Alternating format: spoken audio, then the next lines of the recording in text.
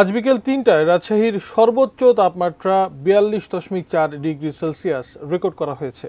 তীব্র তাপপ্রবাহ গরমে ঘরে বাইরে কোথাও স্বস্তি নেই।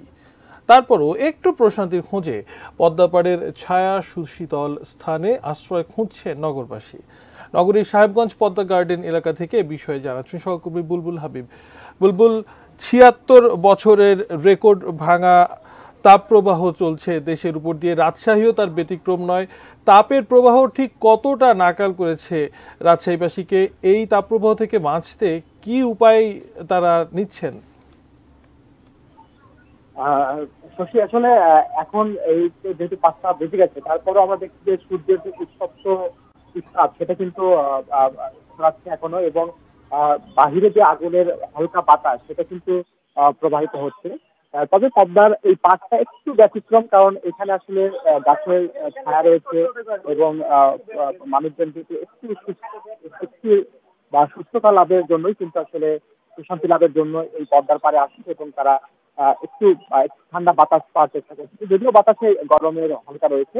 আর যেহেতু গত 10 দিন ধরে দেখছি যে 40 ডিগ্রির উপরে তাপমাত্রা ছিল, এবং আজকেও আপনি বললেন যে 42.4 ডিগ্রি সেলসিয়াস তাপমাত্রা প্রবাহিত হচ্ছে রাজশাহীর উপর দিয়ে, এবং এ কারণে আমরা দেখেছি যে জনজীবন একদম মানে বিপর্যস্ত হয়ে পড়েছে বলা যায়। যে মানুষজন খুব প্রয়োজন ছাড়াই আসলে বাড়ি থেকে বের হচ্ছে না, এবং যারা বের হচ্ছেন তাদের ভিতরে একটা আমরা গতি লক্ষ্য করেছি যে আসলে কখন তারা বাসায় ফিরবেন, একটা হাসফাস অবস্থা কিন্তু বিরাজ করছে। এই জন্য আমরা দেখেছি যে মানুষজন কিন্তু পুকুরে গোসল করার, আমরা মানে যেগুলো আসলে যেটুকু পুকুর বা রয়েছে, আসলে পদ্মা নদী রয়েছে, কারণ বেশিরভাগ পুকুর জলাশয় তো ভরাট হয়ে গেছে, তারপরে যেটুকু রয়েছে সেগুলোতে আমরা মানুষজনকে দেখছি যে একদম অনেক গোসল করার জন্য দেখছি, এবং এই বাহিরে মানুষজনকে আমরা বাহিরে রাস্তার ধারে উপরে যে ফুটপাতে যে শরবত বিক্রি হচ্ছে বা বিভিন্ন ধরনের লেবু পানি, সেগুলো কিন্তু পান করতে দেখছি। মানে মানুষজন বাঁচার জন্য আসলে যেখানে যা পাচ্ছে, যেভাবে পাচ্ছে সেভাবে কিন্তু তারা আসলে নিজেকে একটু সুরক্ষা করার চেষ্টা করছে।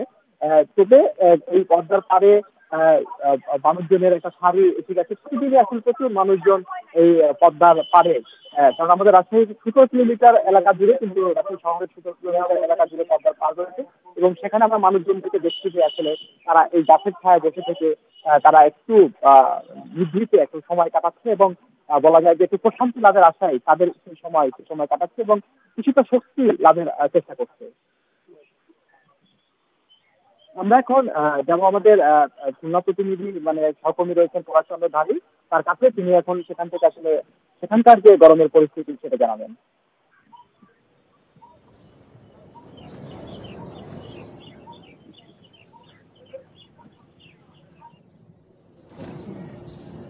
গরমে আসলে একেবারে অতিষ্ঠ জনজীবন। খুলনা সহ পার্শ্ববর্তী অঞ্চলের উপর দিয়ে গত কয়েকদিন ধরেই কিন্তু এই যে তাপপ্রবাহ, সারা দেশের মতো খুলনা অঞ্চলে যে তাপপ্রবাহ আমরা দেখছি যে সাধারণত তীব্র তাপপ্রবাহ বলতে যেটি বোঝায় 40 ডিগ্রির উপরে তাপমাত্রা থাকার কারণে কিন্তু এই যে জনজীবন একেবারে বিপর্যস্ত হয়ে পড়েছে, এবং এই একটু স্বস্তির আশায় খুলনার যে সকল শীতলতম যে সকল স্থানগুলো রয়েছে, মূলত রূপসা ব্রিজ এলাকা, নগরীর হাদিস পার্ক এবং ময়ূরী যে আবাসিক এলাকা, 7 নম্বর ঘাট, এইসব এলাকায় কিন্তু একেবারে বিকেল যখন একটু তাপমাত্রা কমতে থাকে ঠিক সেই সময় কিন্তু লোকজনের ভিড় আস্তে আস্তে বাড়তে থাকে। এবং আমি এখন রয়েছি খুলনার একেবারে রূপসা ব্রিজ, যেটি খান জানালী সেতুর ঠিক নিচে, নদীর ঠিক পাশে। এখানে দেখতে পাচ্ছেন যে আমার পিছনে কিন্তু অনেক লোক, তারা কিন্তু ঠিক দুপুরের দিকেই কিন্তু তারা এখানে চলে আসছে, এবং এখানে বেশ বাতাস রয়েছে।